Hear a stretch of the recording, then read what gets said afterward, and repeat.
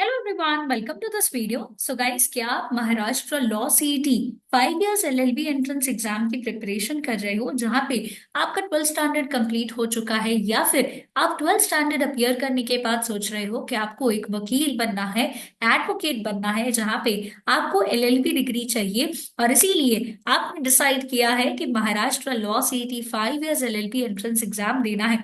But ये confuse हो कि ये एग्जाम जो है, इसमें कौन से टॉपिक्स जो है पक्के वाले कवर करने हैं, और कौन सा ऐसा सिलेबस है जो हम जल्द से जल्द कंप्लीट कर सकते हैं, कौन सी स्ट्रैटेजी से हमें बोर्ड एग्जाम के साथ भी अगर मैनेज करना पड़े इस एंट्रेंस एग्जाम की प्रिपरेशन को, तो आसानी से हो जाए। तो इस वीडियो में मैं आपसे वो स्ट्रैटेजी डिस्कस करूंगी कि पूरा का पूरा सिलेबस जो है ये हम कैसे कर सकते हैं फटाफट, और साथ ही साथ जो इम्पोर्टेंट टॉपिक्स है उन्हें पढ़ने के बाद रिवीजन कैसे किया जाए, एंड उसमें एमसीक्यू प्रैक्टिस जो है ये भी कैसे हो सकती है।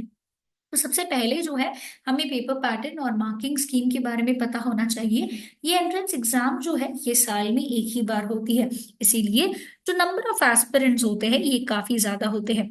अब ये एग्जाम इंग्लिश और मराठी लैंग्वेज में पूछी जाती है, तो जो भी लैंग्वेज में आप कंफर्टेबल हो इस एंट्रेंस एग्जाम के लिए अपियर कर सकते हो।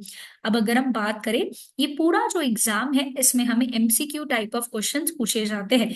मतलब हमें राइटिंग स्पीड या फिर हैंड राइटिंग की टेंशन लेने की कोई जरूरत नहीं है, बिकॉज जो क्वेश्चंस हमें पूछे जाएंगे ये एमसीक्यू फॉर्मेट में होंगे, जहां पे हमें एक क्वेश्चन जो है पूछा जाएगा, उसके लिए हमें 4 ऑप्शंस दिए जाएंगे, उसमें से कोई भी एक सही ऑप्शन जो है हमें क्या करना है, सिलेक्ट करना है। अब ये एग्जाम जो है इसमें टोटल 150 क्वेश्चन पूछे जाते हैं, 150 मार्क्स के लिए, जहां पे हमें ये क्वेश्चंस को सॉल्व करने के लिए टाइम जो है सिर्फ 120 मिनट्स का मिलेगा। जिसका मतलब ये हुआ कि अगर हमारी रीडिंग स्पीड अच्छी नहीं है, या फिर अगर हम सोचने में बहुत ज्यादा टाइम जो है गवा रहे हैं, तो हम सारे क्वेश्चंस अटेम्प्ट नहीं कर पाएंगे, काफी सारे क्वेश्चंस हमसे छूट जाएंगे, जहां पे हमें अगर पढ़ लेते तो शायद वो क्वेश्चन जो है हमें आ जाता। तो इसीलिए ये एंट्रेंस एग्जाम में बहुत जरूरी होता है कि सारे क्वेश्चंस आप अटेम्प्ट करके आओ, बिकॉज गलत आंसर जाने पे कोई भी नेगेटिव मार्किंग नहीं है, जो सबसे बेस्ट पार्ट बन जाती है।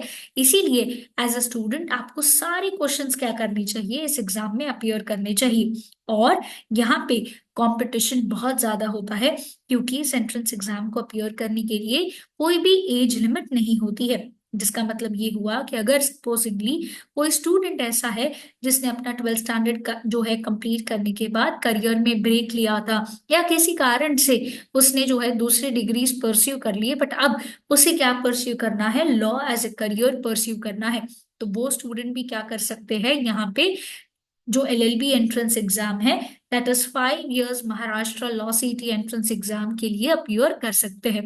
2024 की बात करें तो यहाँ पे हमें टोटल एस्पिरेंट जो है 35,000 से ज्यादा देखने को मिले थे। सिमिलरली इस ईयर भी एस्पिरेंट्स हमें ज्यादा देखने को मिल रहे हैं, जिसके कारण जो कट ऑफ है ये क्या जाता है, काफी हाई जाता है। तो अगर आप लोग जीएलसी, आईएलएस जो टॉप कॉलेजेस है, अगर इन्हें टारगेट कर रहे हो, तो आइडियली आपका स्कोर जो है 125 से ज्यादा होना चाहिए। अब एग्जाम में कैसे टाइप ऑफ क्वेश्चंस पूछे जाते हैं ये जानने के लिए आप एक फ्री मॉक टेस्ट अपियर कर सकते हो, जिससे आपको समझ में आएगा कि क्या 150 क्वेश्चन 120 मिनट में सॉल्व करना पॉसिबल है या नहीं है। अगर हम एग्जाम की बात करें तो हमें टोटल 5 सेक्शंस पूछे जाते हैं।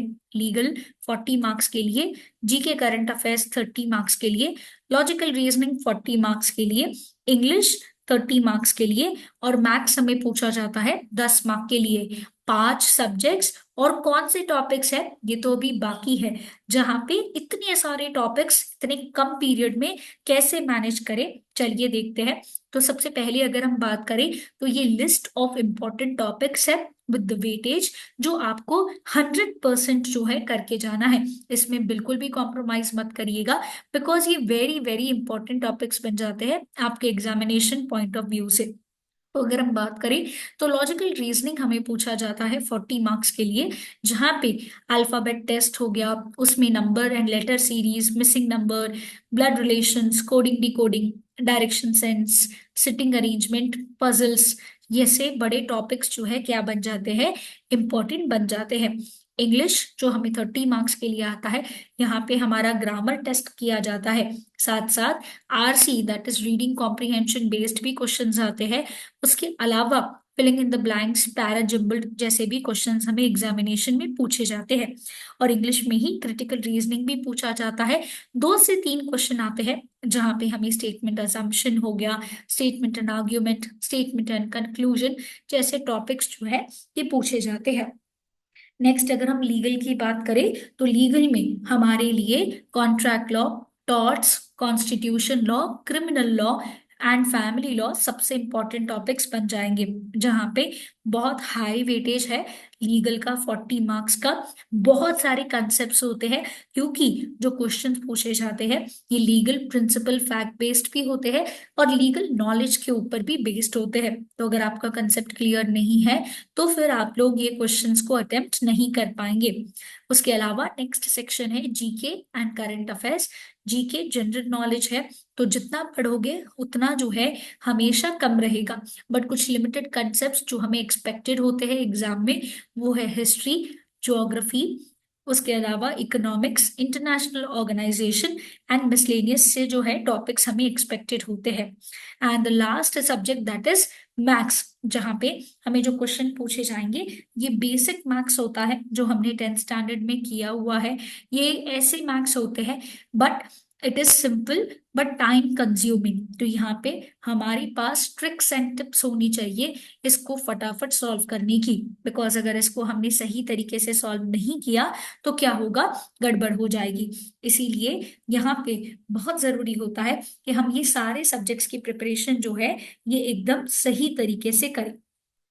अब देखते हैं कि ये एंट्रेंस एग्जाम जो है यहाँ पे देखो इतनी कॉम्पिटिटिव है, जहाँ पे अगर आपकी प्रिपरेशन सही नहीं हुई, आपने इंपॉर्टेंट चीजें कवर करना छोड़ दिया या आपकी कुछ चीजें मिस आउट हो गई तो गड़बड़ होगी, बिकॉज आप लोग क्वेश्चंस को अटेम्प्ट नहीं कर पाएंगे।